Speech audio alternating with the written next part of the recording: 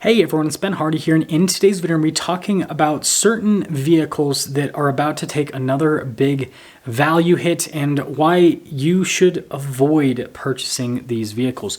Before we dive into this video though, on this whole topic, I do want to mention if you want to save time and money the next time you purchase a car, link to my car buying guide in the description down below. And then if you want to see more videos just like this, then I recommend you subscribe because I post content every single day. Let's get into it. So I recently made a video talking about how 36% of new car buyers are still paying over MSRP for cars. And so I want to make a follow-up video talking about the vehicles that I see that are still going for over MSRP and what I see happening with the values on some of these vehicles and what this is going to do to the overall market in the near future. And spoiler alert, this is going to cause a lot of people to lose a lot of money.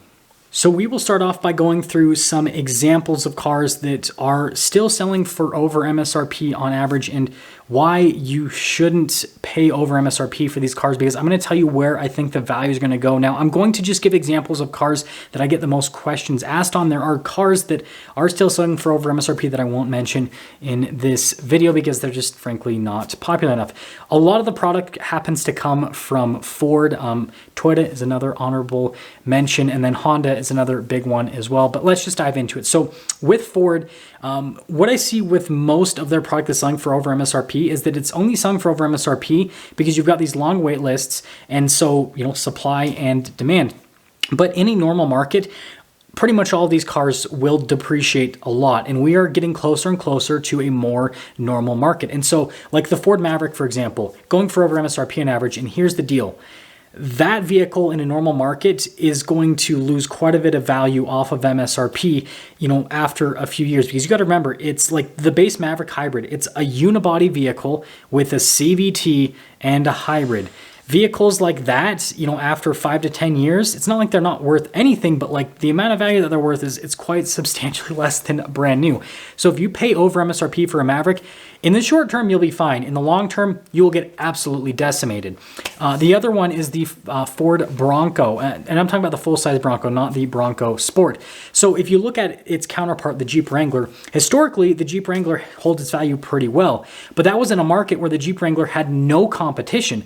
Now we have the Bronco. And so what I actually see happening within this market is that used buyers are going to go, okay, wait, I can buy the Ford or I can buy the Jeep. So now I have these two choices, and obviously there's gonna be more and more options available in the used market as time goes on. And so then it's naturally gonna bring down the values on both. And so I see Wrangler resale value not being as strong as what it was prior to the pandemic, and Bronco resale value, although it's good right now because there's a lot of demand, the demand will eventually start to dry up. And then we'll start to be in a market where you'll see normal depreciation similar to what we probably saw with the Wrangler initially. And so that means that, well, people that paid over MSRP are also going to get absolutely decimated. And same thing holds true for the Raptors, whether it's a Bronco Raptor, the F-150 EcoBoost Raptor, or the Raptor R. All of these command pretty big price premiums over MSRP. And frankly, on the EcoBoost Raptor and the Bronco Raptor, we've already seen a huge pullback. Like Bronco Raptors went for selling for like 40 grand over MSRP on average to now there are a lot of used ones that are selling at auction for barely over original MSRP. And it's just because it's one of those hype vehicles that gets hyped up, prices get raised a bunch, and then people pull back a massive amount. And the Raptor R, I do think is going to take a little bit longer to pull back compared to the other Raptors, but it will eventually pull back. And at the end of the day, you got to remember, it is a V8 powered Baja truck, which is really cool, but there's not a lot of practical use for it. And so outside of, you basically, I guess, putting it in a barn and never driving it and selling it in 50 years, it's probably not going to hold its value as well as you'd think over the long term. And especially if you pay over MSRP, like if you're one of those people that pays $50,000 over MSRP, just make sure that you are mentally writing off $50,000, because like the used ones will sell for high amounts right now, but in a year or 2 years from now, once people realize that it's just different than the TRX and it's not necessarily better, and people are already realizing that right now, they're not going to be willing to pay $160,000, $170,000 for a pickup truck. And then jumping over to Honda and Toyota, actually we'll start with Toyota first. TRD Pros, this is one that I consistently see selling for over MSRP. Now in a normal market, TRD Pros typically will hover around original MSRP for the first year or two, and then they'll kind of depreciate below that. And we're actually already starting to see that on the used market. And so understand that any markup you pay over over MSRP on a Tier D Pro is money that you need to mentally write off because the value will not be there. Whether it's a 4Runner, a Sequoia, or a Tundra, I don't care what Tier D Pro it is, the value just won't be there. And so I would go and try to find those MSRP deals. And then when it comes to Honda, you've got like the Civic Type R, you've got the CR-Vs, which a lot of people say that they're basically seeing over MSRP in just the regular Civic as well. And with the CR-V and the regular Civic, those are economy cars that are mass produced. And so they're gonna go through normal depreciation once more demand is met, which means that if you pay over MSRP, you're gonna lose that plus normal depreciation. So again, you're going to get decimated on the car.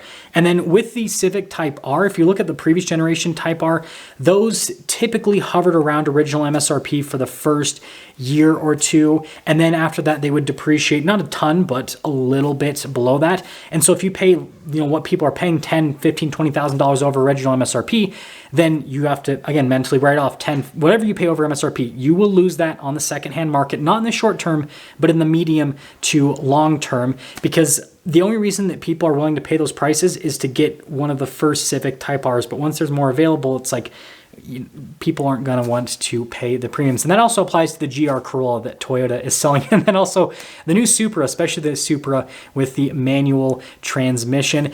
And then the other one that I have been getting asked time and time again, which is kind of strange because it's such an expensive vehicle, is the Mercedes G-Wagon, whether it's a G550 or a G63.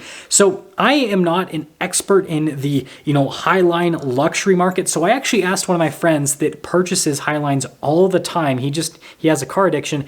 And I said, what do you see happening with the G-Wagon based on what you've been seeing already with market trends?